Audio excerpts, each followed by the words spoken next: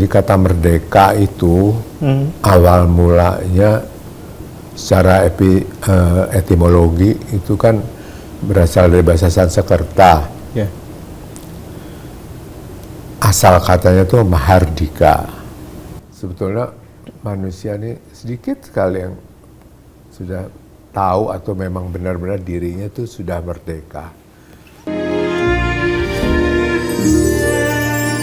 Kalau ngomongin soal kemerdekaan, sekarang kan tahun ini tepatnya Indonesia akan 81, sudah memasuki usia yang 81 tahun seperti itu. Dari Mas Guruh, sosok anak, salah satu anak dari Bung Karno, melihat kemerdekaan Indonesia tuh sejauh ini seperti apa sih Mas Guruh? Ya itu gampangnya sesuai aja dengan Apa tuh? pembukaan Undang-Undang Dasar 45. Bahwa kemerdekaan itu adalah hak segala bangsa.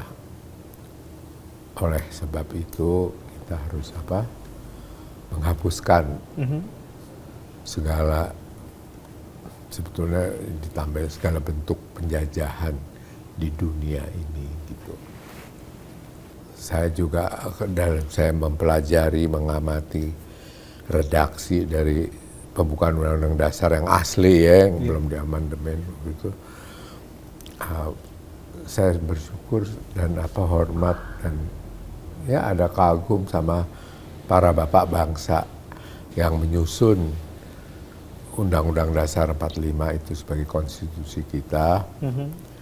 Karena di situ juga tertulisnya bahwa segala penjajahan itu harus dihapuskan dari dunia. Nggak bilang dari bumi atau enggak. Menurut saya memilih kata dunia itu mempunyai arti atau makna yang lebih luas. Karena dunia itu bukan merupakan global aja ya, atau planet bumi atau bukan. Dunia kan kita bisa bilang misalnya dunia kanak-kanak, dunia wanita, dunia apalagi lah gitu, dunia seniman atau dunia politisi gitu. Itu kemudian saya kan pernah, karena saya kuliah ya waktu itu di arkeologi, jadi saya dapat ini kan salah satu mata kuliah itu bahasa Sanskerta. Oke. Jadi ya saya sedikit banyak tahulah bahasa Sanskerta. Jadi bahwa kata merdeka itu memang udah tepat banget gitu. Dan sesuai dengan Pancasila juga, terutama dari segi sila pertama, sila kedua, dan seterusnya gitu. Jadi kata merdeka itu awal mulanya secara etimologi itu kan berasal dari bahasa Sanskerta. Yeah.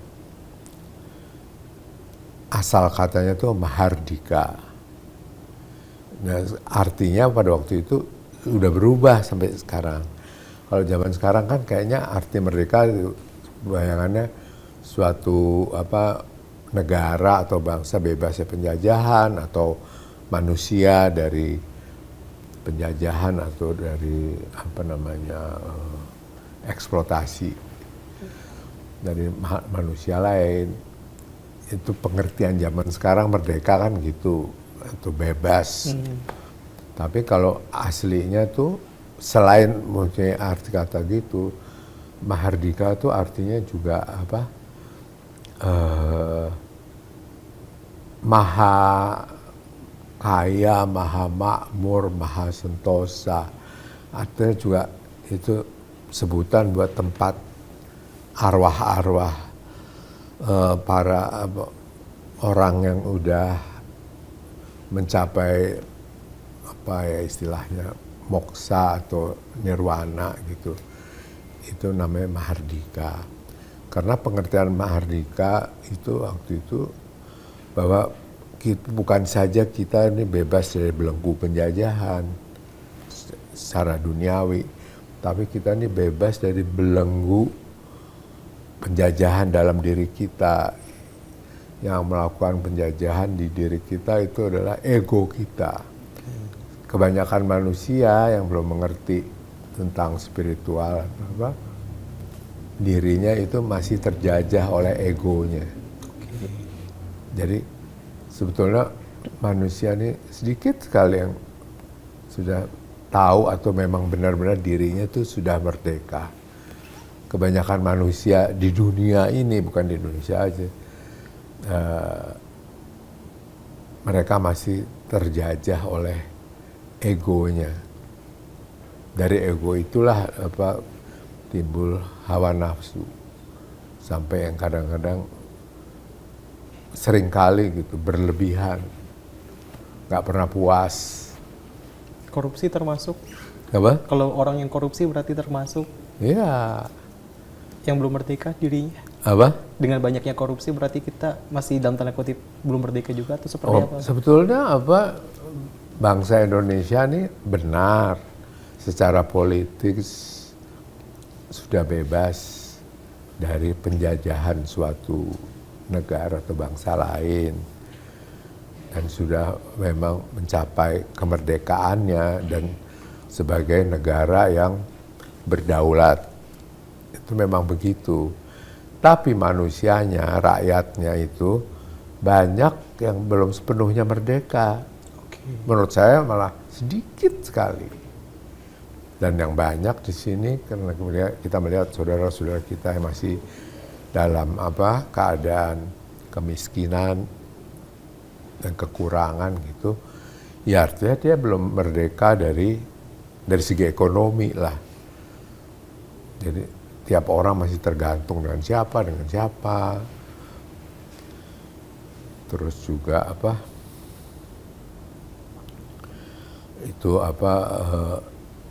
mereka pun juga walaupun misalnya orang kaya atau koruptor, ya mereka belum terbebas, belum merdeka dari hawa nafsu egonya kan. Gitu. Nah bahayanya penjajahan ini itu adalah akhirnya kalau dibilang produksinya dari penjajahan itu adalah kebodohan. Nah kebodohan itulah yang menjadi sumber dari kejahatan segala macam. Sebenarnya kayak para koruptor, para yang orang jahat-jahat itu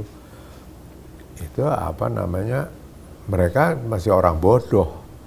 Walaupun mereka profesor, doktor, kiai, haji atau apalah mungkin para ulama, orang agamawan gitu atau banyak sebetulnya yang belum paham dan sebetulnya masih diliputi dengan alam kebodohan itu. Karena dia belum bisa membebaskan dirinya dari penjajahan egonya. Belum bisa membebaskan dirinya. Kenapa? Belum bisa membebaskan dirinya dari. Iya. Akhirnya belum merdeka seperti itu ya. Dirinya sendiri. Jadi ya kalau buat saya, pemikiran saya sangatlah perlu seluruh anak bangsa nih gitu mengerti tentang spiritual. Menurut saya lebih penting mengerti tentang spiritual daripada soal agama. Spiritual dan agama bedanya apa, Mas Guru? Kalau kita bicara spiritual, kita tuh belum tentu membicarakan soal agama atau apapun kepercayaan. Spiritual tuh lebih kita membicarakan soal dalam bahasa macam-macam ya, apakah itu roh atau apa yang ada itu Tuhan, yang menyangkut ketuhanan lah gitu. Karena kalau kita bicara Tuhan, seperti di Pancasila, sila pertama kita yang mengatakan ketuhanan yang Maha Esa, itu kan kita berbicara spiritual sebetulnya, itu bicara tentang ketuhanan. Sama sekali Pancasila tidak membicarakan soal agama. Nah itu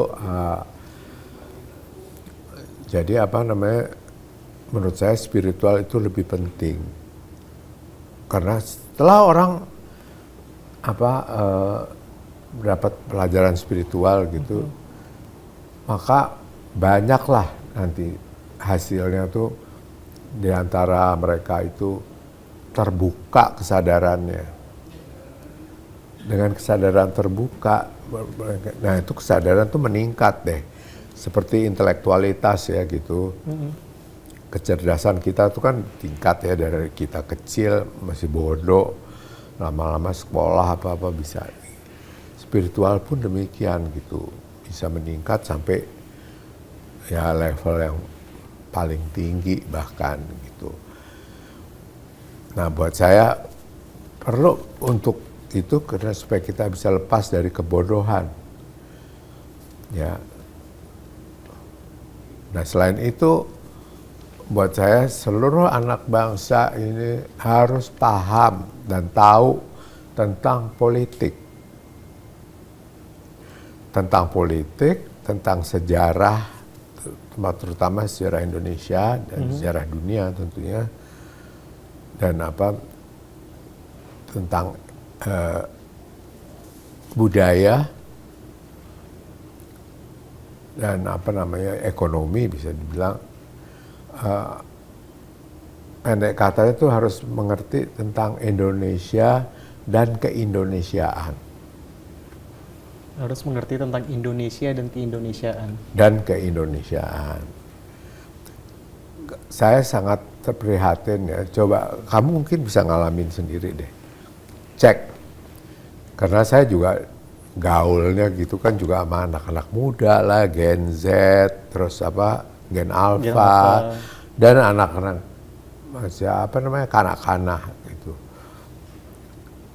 Banyak di antara mereka bahkan udah sekamu gitu ya, udah dewasa, udah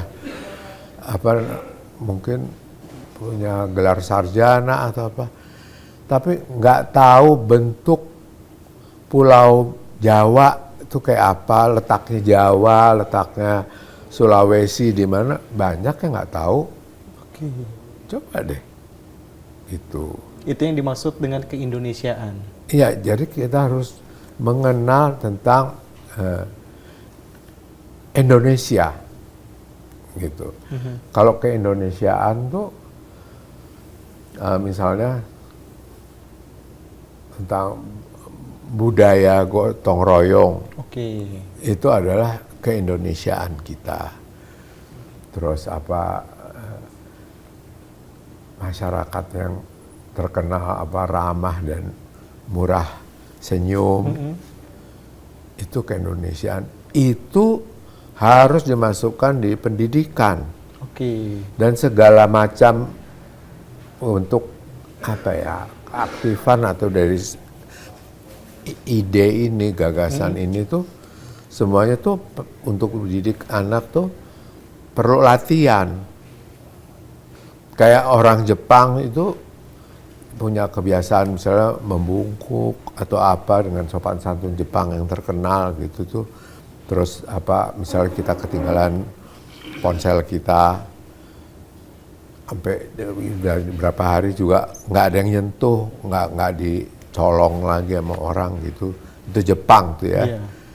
Tapi mereka bisa jadi masyarakat gitu tuh bukan dengan sendirinya. Orang nyangka itu, itu emang udah Tuhan udah bikin orang Jepang kayak enggak. Karena di Jepang emang dididik soal tata krama, sopan santun, gitu-gitunya tuh. Kayak mereka habis nyebrang gitu kan, nunggu itu, terus setelah nyebrang tuh anak-anak nggak lupa dia balik badan dulu, Bukan mobil yang lewat terus mereka bungkuk sebagai ucapan terima kasih. Itu kan sangat indah. itu juga yang harus dilakukan oleh masyarakat Indonesia, tidak melupakan dari budayanya seperti itu ya. Iya.